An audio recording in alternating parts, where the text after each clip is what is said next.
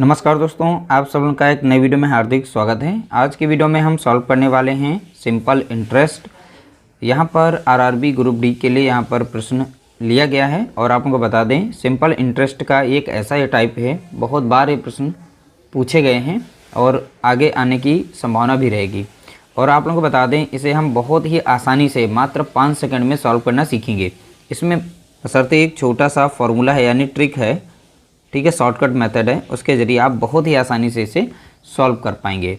देखिए यहाँ पर n1 लिया जाएगा -1 रहेगा, अपॉन में t1 रहेगा, बराबर में रहेगा n2 -1 अपॉन में t2। अब ये समझेंगे यहाँ पर क्या है।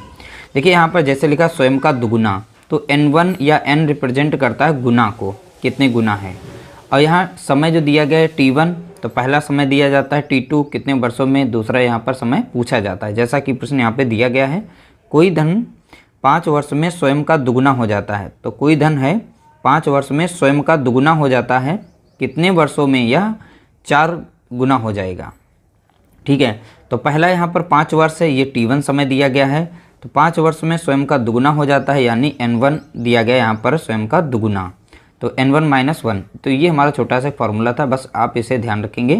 टोटल यहाँ पर 3 प्रश्न सॉल्व करेंगे और इन्हीं शॉर्ट ट्रिक पर आधारित होंगे तीनों के तीनों प्रश्न।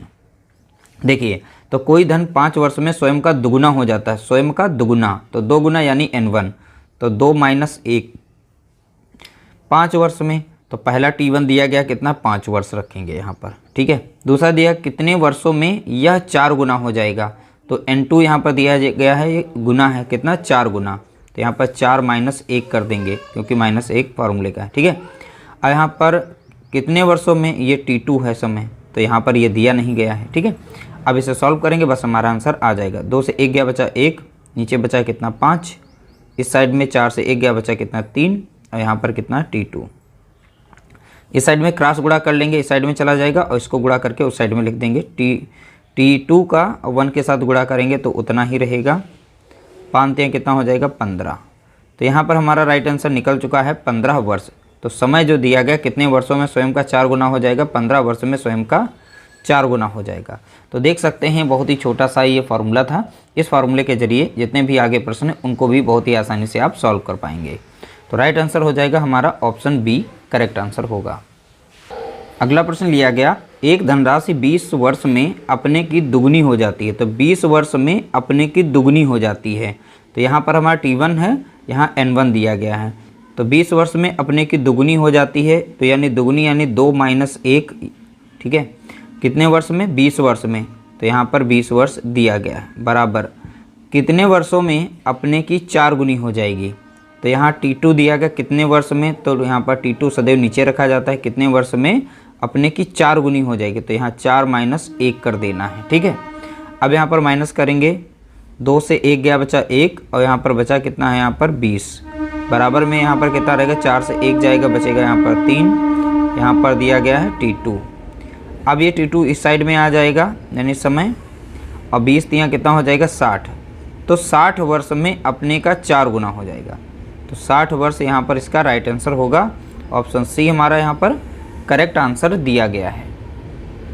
अगला प्रश्न दिया गया, कोई धनराशि 20 वर्ष में 7 गुनी हो जाती है, कितने वर्ष में 13 गुनी हो जाएगी। सेम टू सेम क्वेश्चन लिए गए, टाइप 1 हम क्लियर करने के लिए टोटल 3 प्रश्न लिए थे, ताकि आप प्रैक्टिस करके इस तरीके से टाइप को आप क्लियर कर पाएँ और अच्छे से जब भी एग्जाम में प्रश्न आए तो उसे बहुत ही आसानी से मात्र 5 सेकंड में सॉल्व कर पाएँ। तो कोई धनराशि 20 वर्ष में 7 गुनी हो जाती है, पहले गुनी को लिखना है, तो कितनी है n1 यहाँ पर, तो बताएंगे यहाँ पर 7 है, तो चलिए फार्मूले में रख देते हैं, 7 - 1 हो जाएगा। तो यहाँ पर कितने वर्षों में 20 वर्ष में, तो 20 वर्ष यानी t1 दिया गया है, बराबर में कितने वर्षों में, तो यहाँ पर t2 नहीं दिया गया, निकालना है। 7 गुनी हो जाए, यहाँ पर 13 गुनी हो जाएगी, कितने वर्षों में 13 गुनी हो जाएगी, तो 13 माइनस कितना हो जाएगा 1 हो जाएगा।